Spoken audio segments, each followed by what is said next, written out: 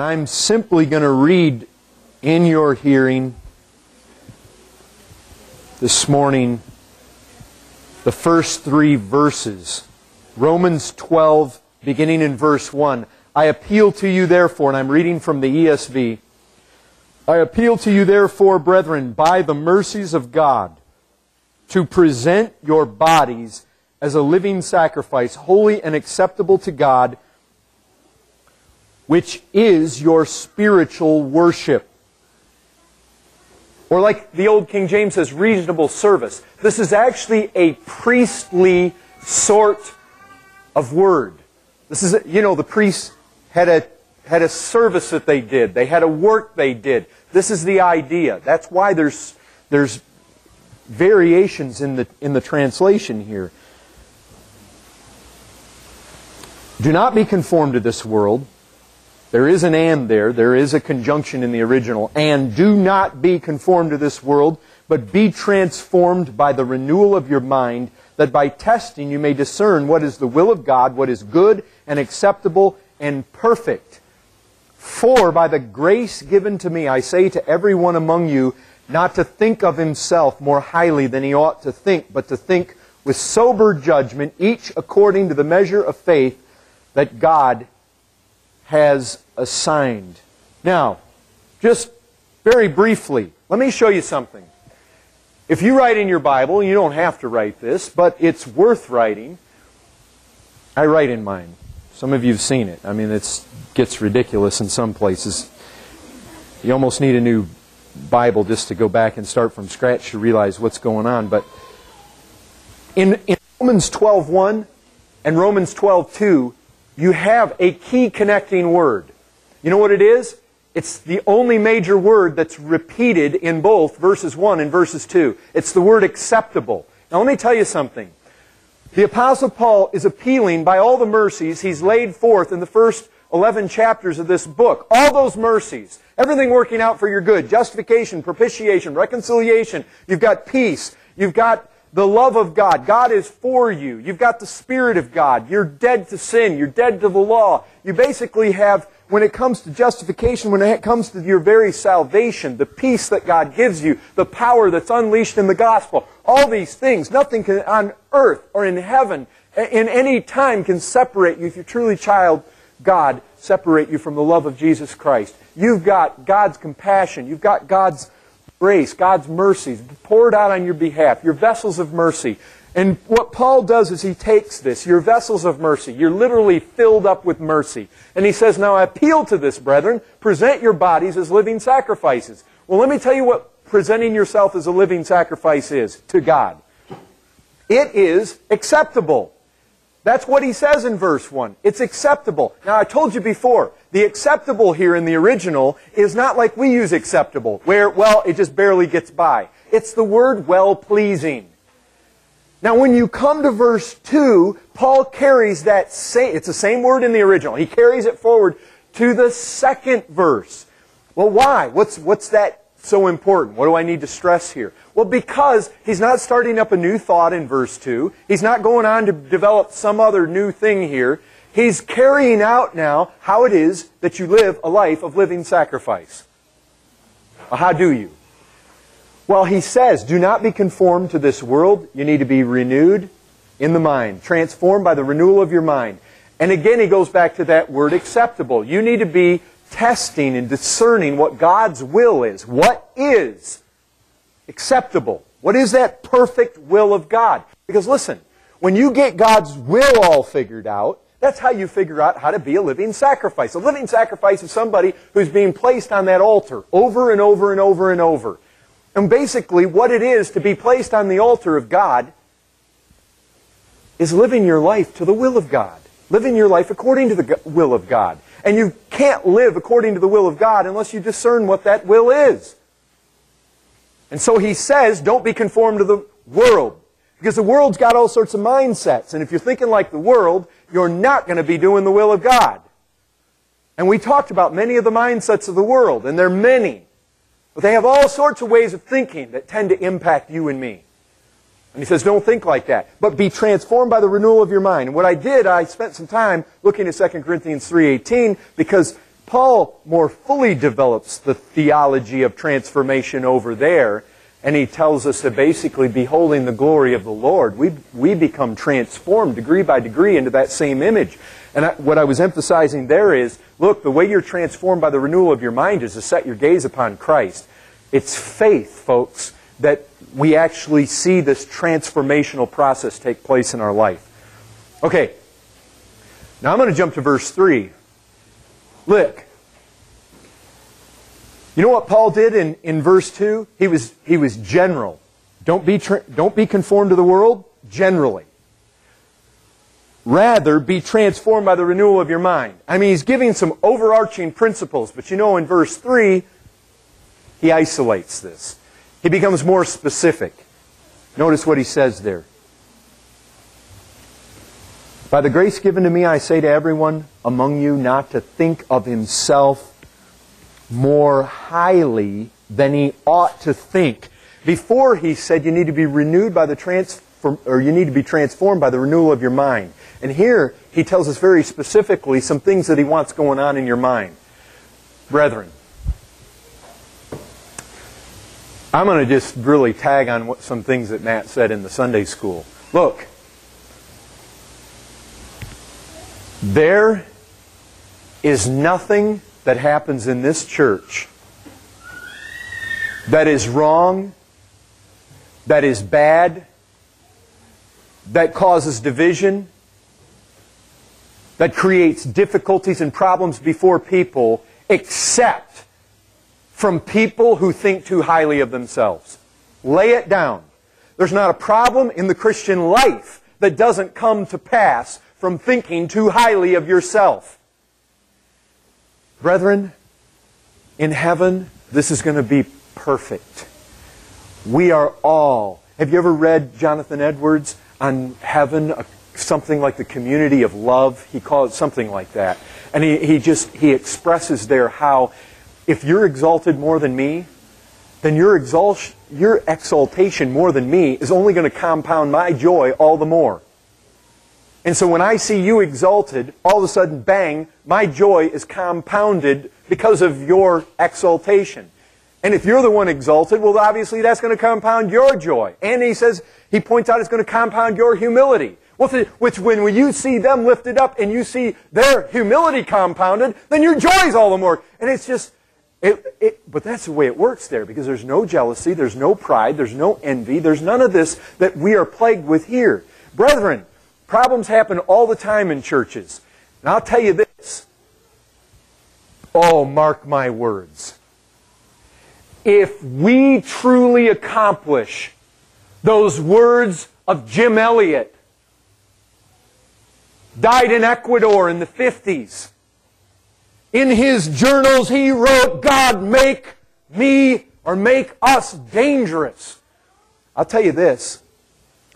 The more we make ourselves dangerous in this world, the more we seek to reach out through the gospel, the more we support missions, the more we seek to just play with our doctrines of grace in these four little walls here and just sharpen and hone our little Calvinism.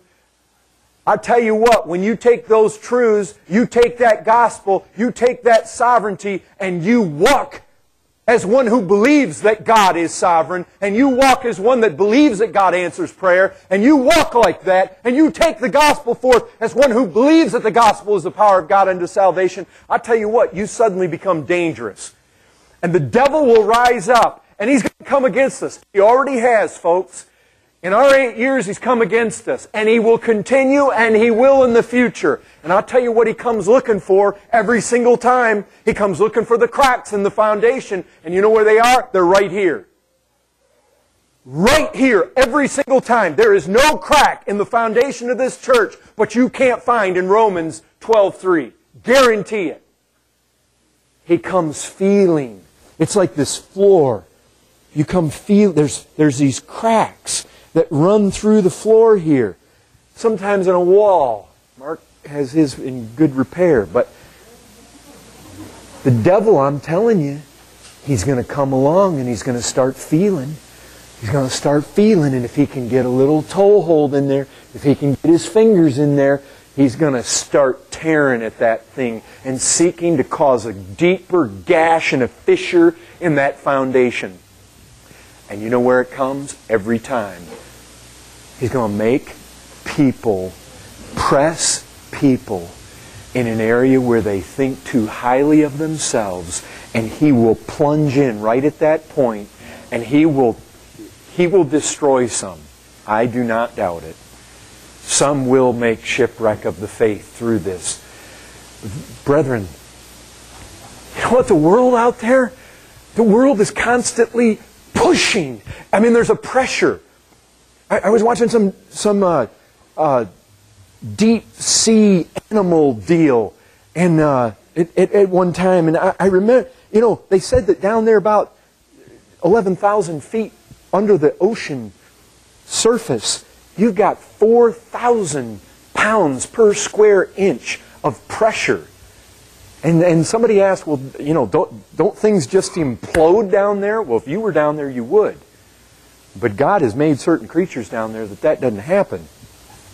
But I'll tell you, you guys ever gone down real deep in the water? I mean, as far down in a lake or something as you can swim? I grew up in Michigan. We had lots of lakes. And so one of the things we'd like to do is see how far we could go down, and if the guys could actually bring up mud from the bottom of the lake or whatever. I'll tell you, you get way down in there, even you go down, just sink around at the bottom of the swimming pool, you start to get pressure. Your ears start to push in. I tell you, it is just like that in this world. There's a pressure all the time, pushing. Let me tell you something.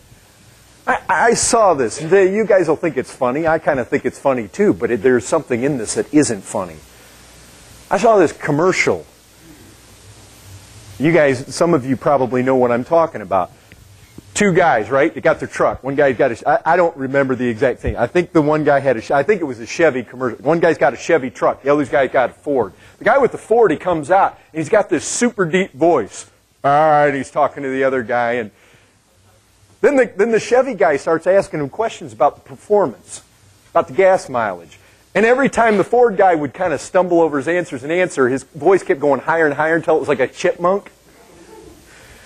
And then, you know, the guy driving the Chevy, he's like got this sly look of victory and, you know, climbs all proud in his truck and drives off. You say, well, okay, what's that all about? I'll tell you what it's about. This world's advertising is aimed at making you want to feel superior. You want to feel like you've got an edge over other people. You know what the Scripture says? Matt alluded to it. I alluded to it last week. We are not to just be consumed with our own things. This is what Philippians chapter 2 says. Not just consumed with your own things, but with the things of others. But there's this pressure. There's this pressure always. We want to get the best over others. You know, I mean, the whole advertising thing, I was just trying to think. You know, when I was a kid, I watched a lot of it. I was trying to think back to, okay, what was the advertising?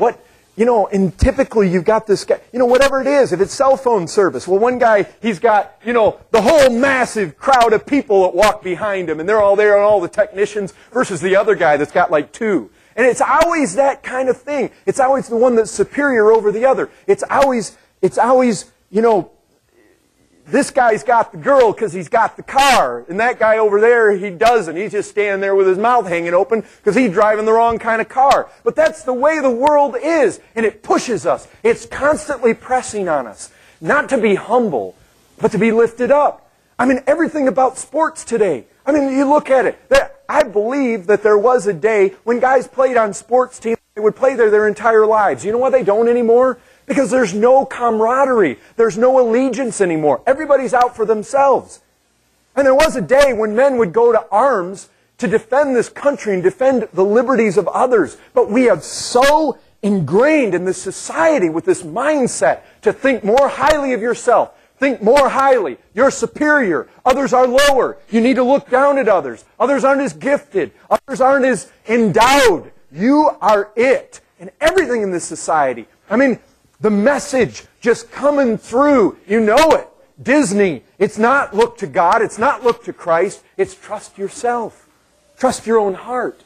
That's basically what kids are bombarded with. It's always exalting self, lifting up. The world pummels us with these kind of mindsets. Brethren, let me tell you something. You're never going to be a living sacrifice with that kind of mindset. Never. And that's what Paul's calling us to. We've got to lay aside these high, these exalted. And brethren, you know one thing that makes this so hard to talk about is because what we're really talking about is pride. But you know the problem with pride? The problem with pride is it's got high and lofty views of self. But when you've got a high and lofty view of self, when I start talking about a message like this, you immediately don't think it applies to you. You think it applies to somebody else. And one of the things about pride is it's blind. And of course you see why it's blind, right? Because the high opinion you have of yourself that is too high, you don't realize is too high for the very reason that you've got an opinion of yourself. And so it is one of the most difficult sins to find out. And yet it lies at the root of every single sin. It really is. This self-exalting spirit. Amy Carmichael said, those who think too much of themselves don't think enough. And of course you got to know Spurgeon had something to say about it. He said, when we think worse and worse of ourselves, we're getting nearer and nearer the truth. You know what pride is? It's a lie. Now listen to how Paul says it. He says, don't think of yourselves more highly than you ought. You see what he's referring to here? There is a way that you ought to think about yourselves. And don't think about yourselves more highly than how you ought. In other words, you need to think about yourself according to truth. Not according to the wiles of your imagination, but according to truth. I'll tell you this, if Satan creeps in all of us, we're thinking about ourselves according to truth, you know what? He doesn't have much of a toehold here. Where he's going to get us is when we begin to think with very lofty views of ourselves. Because that's where pride will kick in. You've been wronged. How dare them? I've got a grudge against. I have a right to be angry. I have a right to be bitter. I have a right to be jealous. They got something I want.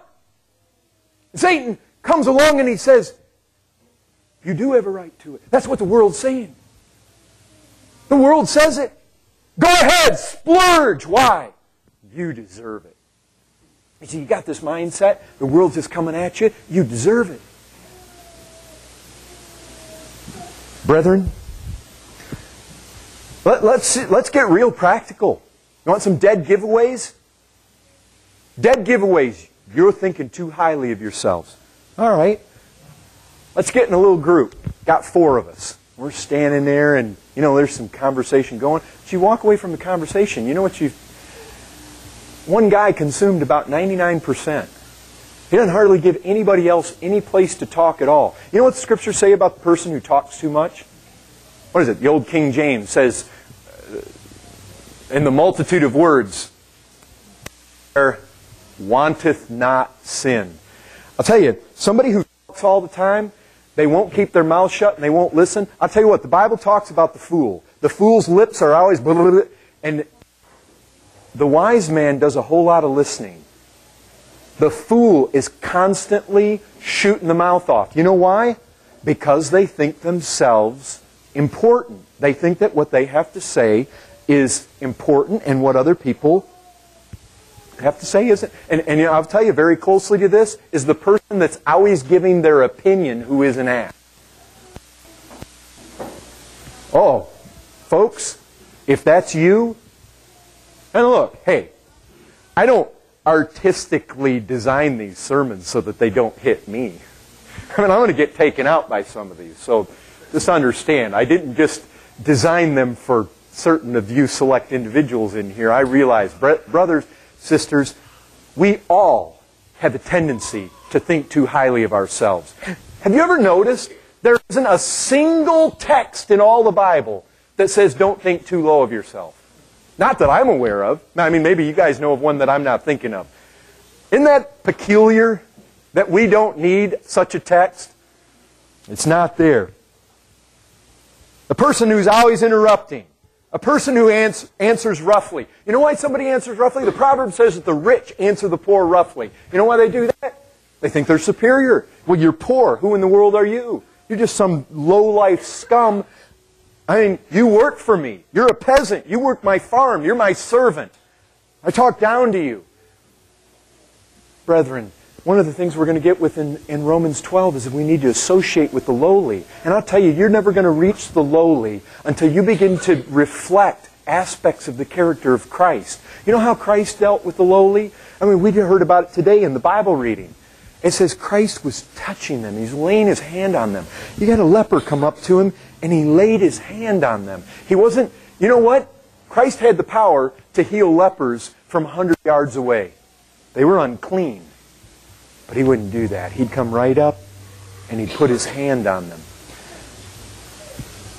Always talking about self. You know what? One of the giveaways, somebody is really quite consumed with themselves and probably puffed in the head way too much.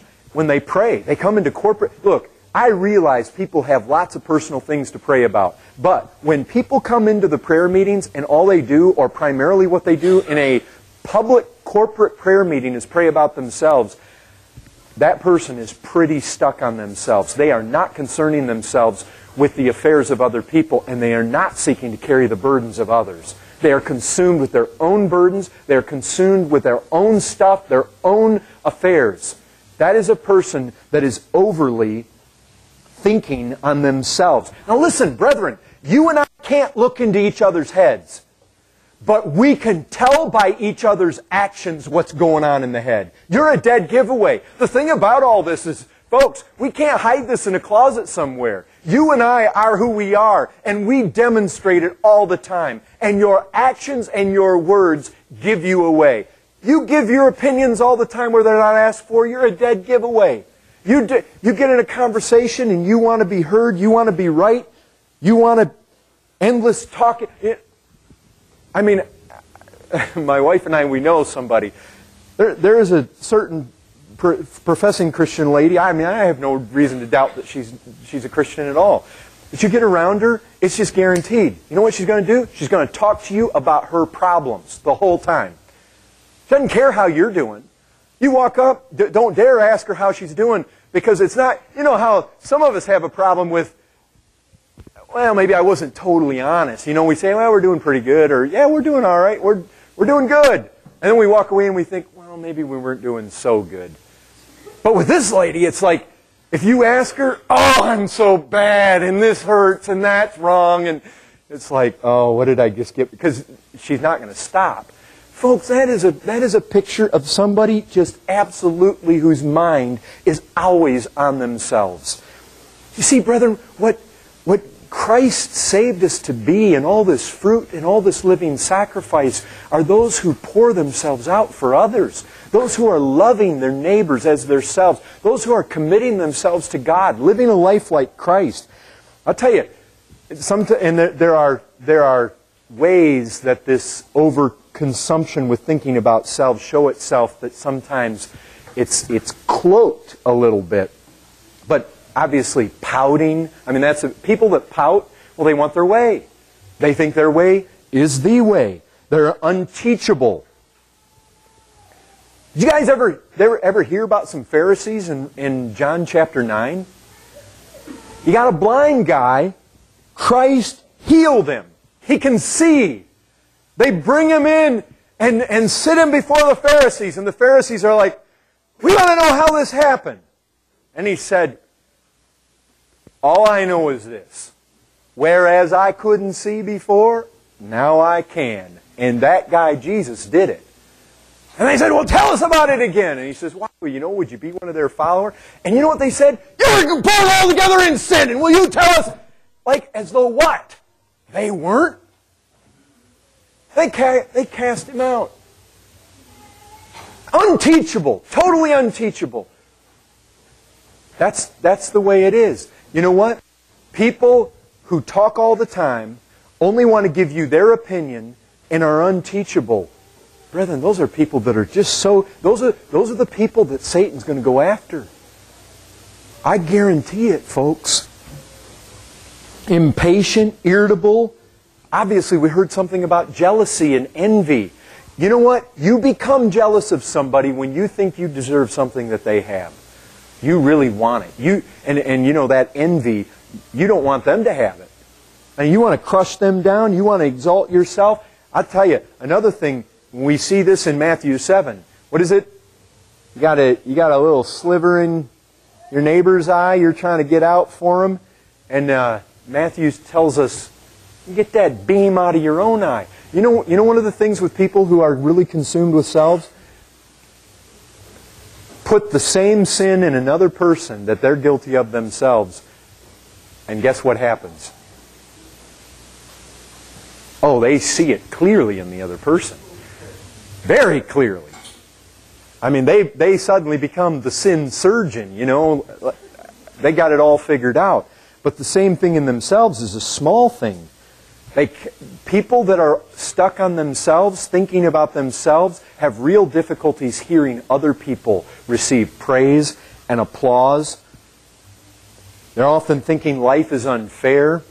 They're often self-absorbed with senses of failure. They can't speak openly about their fault. Look, I'll tell you this. Sometimes this is just false humility, folks. If a person can tell you about their fault, but let somebody else say it. Let somebody else just simply say what they said. You know, you got the guy and he's acting all humble and, well, I got this problem. But then somebody else comes along and says, oh, they got that problem. And all of a sudden, man, the guy's just all bent out of shape now. And that's the same thing. Well, anyways, we can go on there. That's... Brethren, you know what it says? Don't think too highly of yourselves, but rather what? Think of yourself with sober judgment. Well, just in the English, you know what that? Think of yourself with sobriety. It means, in other words, when you look in the mirror, don't be a drunken idiot in the way you assess yourself. That's how it comes. I mean, that's obviously the opposite of sober is drunk. Don't be drunk. But here's the thing. In the original, the word carries the idea of sanity. It carries the idea of mental health. It carries the idea of being ones in their right mind. You know what the opposite is? The Freeburg Lexicon says that the opposite of this word used here in 12:3 is insanity. In other words, when you think too highly of yourselves, you are thinking out of your mind. You are insane. That's really what's being said. And Paul says, do not be insane when you think of yourselves. Now look, how should we think of ourselves? I'll tell you one verse more than any other, and I'm going to read it to you from the old King James, because this is the way we used to sing it, and this is the way I memorized it. This text, and ones like it, should ring through our head all the time. And I'll tell you, coming back to the gospel over and over and again will help do this. It is of the Lord's mercies that we are not consumed. Now you think about that. Listen! There are many of you in this room that have committed far worse sins than some who are in hell right now burning for those sins. Because there are people that have lived 100 years ago, 200 years ago, 300 years ago, who died without Christ. And though you have Him, they did not commit the degree or the number of sins. There are children that have died in their sin. Some of you have multiplied their sin 1,000-fold. And they're perishing. And every single time you think too highly of yourselves, you're thinking you deserve something good. You're thinking you have rights. You know what you have a right to? Do you know what you deserve? The only thing that stands between any of us in this room and the pit of hell is mercy. That's it. There's nothing else standing there. Look, Think with me a second. And we lose perspective of it. Oh, well, I'm hurt. Okay. What happened? That sister wronged me and I just can't forgive her. Let me tell you something. If I could plunge down into the depths of the pit of hell right now, that holding tank of punishment, and I could bring up one of those just blazoned eyes madmen out of the fires of that hell and stand him right here and have authority from God to now pardon him and say, you're out, you're done, you now have eternal life. Oh, but by the way, Sister so-and-so over there just said something wrong about you. You going to be bitter about that? What is that to me? I'm out of hell! I mean, that's the idea, folks. It's of the Lord's mercies. You're not consumed. If you're not in hell right now, what in the world are you thinking of yourself? What do you deserve? And if you have anything more than you deserve, brethren, we have to think like this. You're insane when you think you have rights, when you think you have something owed to you. Now, I realize that in Christ, He has purchased for us, and by faith, we are in covenant relationship. I'm not denying all that, but I'm talking about what you are in and of yourself, outside of Christ. Brethren, and I've just finished up here. I would have you remember something else. Not just it's the Lord's mercies that we're not consumed, but I would have you remember this. We claim to be followers of one who said, learn of me. He said, I am meek and lowly in heart. Brethren, I'm afraid that more young people, you that go downtown, you that go visit other churches, you young people that are trying to bring other young people here into the Bible study, listen to me. I'm afraid that sometimes if people are down there on the streets by the Alamo, they might think you're more like the followers of Muhammad or Genghis Khan or something. Brethren, look, I was telling somebody this because of some of the zeal that I've seen. You guys remember that old Martin Luther, black and white? At the end of it, Luther's talking to Melanchthon, and some of their own guys were breaking the windows out, and they come rushing in with like the pitchforks and stuff, and Luther has to quiet them down and stop them. And when they left, he kind of, in a little bit of smile, said to Melanchthon, you know, God save us from our enemies, but God save us from our friends too. Sometimes I feel like that with some of the zeal. I'm thankful for the zeal. But brethren, we are followers of one who said, learn of me, I am meek and lowly. Oh, have zeal.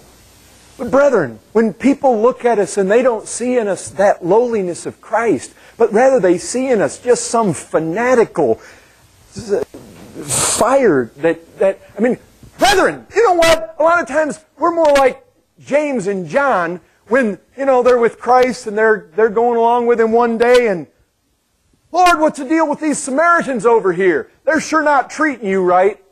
Want us to call fire down from heaven? And Jesus says, He wasn't pleased. He said, you don't know what spirit you're of. Let me tell you something. Just in my own devotional reading this week, you know, I'm going through Numbers, one of the places that I'm reading. Numbers 31:17. You don't need to turn there, but just let me tell you about that chapter. The Midianites. They took 1,000 people out of each of the 12 tribes, and they went and they killed the Midianites. You know what's amazing about that? When they came back, the commanders of those forces said, Moses, we counted our men. We didn't lose one. What was it? It was 1,000 out of every one. And so they had 12,000 men. They went in there against the Midianites. They didn't lose a one. They killed every single man of the Midianites. But they kept the women and they kept the boys and girls. And they came back. Listen to what Moses says. Now therefore kill every male among the little ones, and kill every woman who has not known man by lying with him. And I imagine those guys. They hauled out their swords. They had little boys, 2 years old, 3 years old, 4 years old, and they slaughtered them. And you know, I read that and I thought, wow. And you know what thought struck me?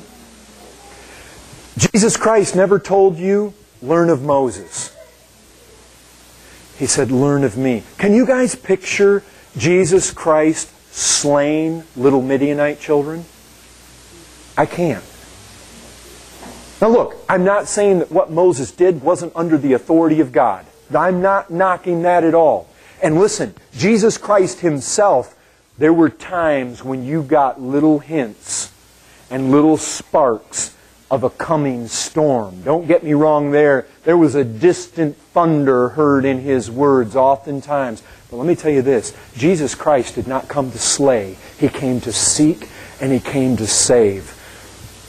And unless you don't miss this, folks, Jesus Christ became like us in every respect. Not so that He could just be a faithful high priest for a little season while He was here. He now is that faithful high priest there. Jesus Christ is the same. That one who said, learn of me, I am meek and lowly in spirit. He is of that spirit right now. Glorified though He be, He is of that same spirit right at the Father's right hand. Now I'm telling you, one day is coming when He's coming to judge. There are rumblings of a distant storm out there on the horizon. But brethren, the storm isn't here yet. And He still presents Himself to sinners in that same light. Come unto me, you that labor and are heavy laden. I mean, brethren, look at Christ on the cross. Look at His agonies. Do you see one who is lifted up with high thoughts of himself? Do you see one full of arrogance? Do you see one full of pride? As He hangs up there, as you hear His groaning? Brethren,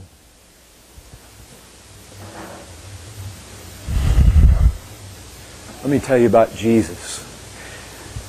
He didn't change because He's gone to the Father's right hand. We heard about it today. Mark 9. He looked on a man He full well knew was rejecting Him. The rich young ruler, and it says He loved him. You do with that, with your theology, what you want to do. But that's what the Word says. And I'll tell you this. As He is twisted, and the very bowels of His compassions are twisted within Him, and He comes across those great spires and pinnacles and glorious buildings and the temple there in the midst of it, and looks out over that glamorous, glorious city, that high city where the King once dwelt and where the very temple of God was, Jerusalem itself. And there He is, and He's being twisted on the inside with such emotions. You tell me, what kind of man was He? What kind? Was He a fire breather? Was He like Elijah, called down fire from heaven and then hew all 400? And again, that happened by the authority of God, and I am not knocking that. But what I want you to do is see Christ. He looks out over a city that rejected Him. Did He go up there on the hilltop and call down a curse on them? Brethren, we are called to be followers of that. Not to think more highly of ourselves than we ought. We are to seek to be lowly. Don't think of yourselves more highly than you ought. Think with sober judgment. Learn of me. I am meek and lowly in spirit. He goes up to the top of that city. He doesn't pronounce a curse. You know what He does? He can't hold back the bowels of His compassion, and He weeps. Weeping over those people who very shortly would nail Him, call for His crucifixion, spit on Him. Look, you know what the thing is about Jesus Christ? He has the right to just blaze in here on a white charger and with fire and sword demand your obedience. But He does not. The very force of persuasion with this Christ is through His meekness. His power, His strength is demonstrated in a lowly forbearance, in a meekness, in a tenderness. And listen, He is that way. Even now. He didn't say, "Come unto me, you that labor and are heavy laden, I'll give you rest. Come and learn of me." Well, I'm only going to be like this till I'm out of here, and then all this stuff falls apart. He still beckons to men. Come. If you're visiting today, look, we don't call you to come to Allah. We don't call you to come to Muhammad. We're not going to put any blunt knife to your neck and compel. That's not the way with Christ. We're not like the followers of Muhammad.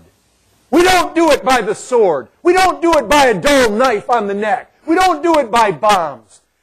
We're to be the same way. And so often we can be sounding like the sons of thunder, folks. Yes, have zeal. But when we go out there to touch this world, when we go out there to deal with the errors of this world and the wrong ways of this world, we have been called to be an imitator of this one. We have been called to be followers of this Christ. Brethren, hear me. Don't think more highly of yourselves than you ought to think. Learn of Christ. He is lowly in spirit. Frequently come near the cross. Look at His dying love. I guarantee you, if God will give you ears to hear those groans and to see that love, you will not look up in the face of that Christ on that cross and think to me, how haughty, how arrogant, how lifted up, how proud. You will see one hanging there who says, "Father, forgive them, for they know not what they do." Total meekness. And He is still of the same heart, and He is still of the same mind. And I'll tell you what, when He looked out over that city and He wept over it, His bowels of compassion have not changed today. Sometimes we think of Him lifted up, high, glorious, and He is. And at the right hand of God. And we think of Him now in such a light that sometimes we miss these compassions, this gentleness, this lowliness is still integral in Him. Son of man, yes, He became like us in every respect. In fact, humbled Himself and will continue in a certain lowly fashion to bear humanity through eternity, even humanity with wounds in it. You look at Him up there on the cross. You look at expressions of that dying love. Do you see a son of thunder dying there? Is that what would come to your mind? You feel Him to be one who would cut down children and slice them to pieces as He dies there? Now look, God is a God of judgment and He's a God of wrath, but He didn't send His Son in the world to kill and to mutilate and to maul and to slay. He sent Him into this world to seek and save sinners. And that is the way He expresses Himself. Unparalleled agonies. He's dying like a slave, like the worst of criminals. Look at Him there. And He hung there between heaven and earth, naked, full of shame. Is He proud? Is He arrogant? Is He high? Is He haughty? Do those standing on and watch, that centurion as he looks, does he say, "Oh man, this was a son of Elijah, this was a son of Moses, this was a son of thunder, and this guy is just fueled with fury and fire," and that's not what they saw. Brethren, learn of Him. You're dismissed.